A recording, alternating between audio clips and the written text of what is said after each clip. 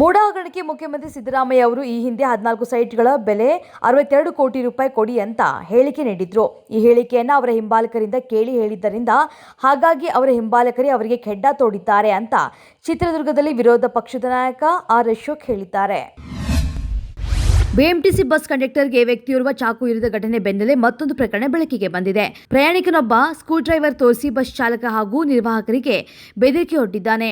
BMTC bus ಚಾಲಕ ಹಾಗೂ ನಿರ್ವಾಹಕ ಇಬ್ಬರಿಗೂ ಪ್ರಯಾಣಿಕನೊಬ್ಬ ಸ್ಕ್ರೂ ಡ್ರೈವರ್ನಿಂದ ಬೆದರಿಕೆ ಹಾಕಿದ್ದಾನೆ. ಉದ್ಯಮಿ ವಿಜಯ್ ತಾತ ಅವರು ಕೇಂದ್ರ ಸಚಿವ ಎಚ್.ಡಿ. ಕುಮಾರಸ್ವಾಮಿ ಜೀವ ಬೆದರಿಕೆ ಹಾಕಿದ್ದಾರೆ ಅಂತ ಆರೋಪಿಸಿ ನಿನ್ನೆ ಅಮೃತಹಳ್ಳಿ ಪೊಲೀಸ್ ಠಾಣೆಯಲ್ಲಿ ಎಚ್ಡಿಕೆ ವಿರುದ್ಧ ಎಫ್ಐಆರ್ ದಾಖಲಿಸಿದ್ರು. ಇದೀಗ ಈ ಒಂದು ವಿಚಾರಕ್ಕೆ ಸಂಬಂಧಪಟ್ಟಂತೆ ಕಾಂಗ್ರೆಸ್ ರೋಲ್ ಕಾಲ್ ಸ್ವಾಮಿ ಅವರ ವಿರುದ್ಧ ಎಫ್ಐಆರ್ ದಾಖಲಾಗಿದೆ ಅಂತ ತಿರುಗೇಟನ್ನು ನೀಡಿದ್ದಾರೆ. ಮಹಿಳೆ ಮೇಲೆ ಅತ್ಯಾಚಾರ ಪ್ರಕರಣಕ್ಕೆ ಸಂಬಂಧಪಟ್ಟಂತೆ ಬೆಂಗಳೂರಿನ ಆರ್ಆರ್ ನಗರದ ಬಿಜೆಪಿ ಶಾಸಕ ಮುನಿರತ್ನ ಅವರ ಡಿಎನ್ಎ ಪರೀಕ್ಷೆ ಮಾಡಿಸೋದಕ್ಕೆ ನ್ಯಾಯಾಧೀಶರ ಅನುಮತಿಯನ್ನು ಕೇಳೋದಕ್ಕೆ ಎಸ್ಐಟಿ ಅಧಿಕಾರಿಗಳು ಬಂದಿದ್ದರು. ಈ ವೇಳೆ ನ್ಯಾಯಾಲಯ ಡಿಎನ್ಎ ಪರೀಕ್ಷೆ ನಡೆಸೋದಕ್ಕೆ ಅನುಮತಿ ನೀಡಿತು. ನ್ಯಾಯಾಧೀಶರ ಸಮ್ಮುಖದಲ್ಲಿಯೇ ಮುನಿರತ್ನ ರಕ್ತದ ಮಾದರಿ ಸಂಗ್ರಹಣೆ ಮಾಡೋದಕ್ಕೆ ಮುಂದಾದರು.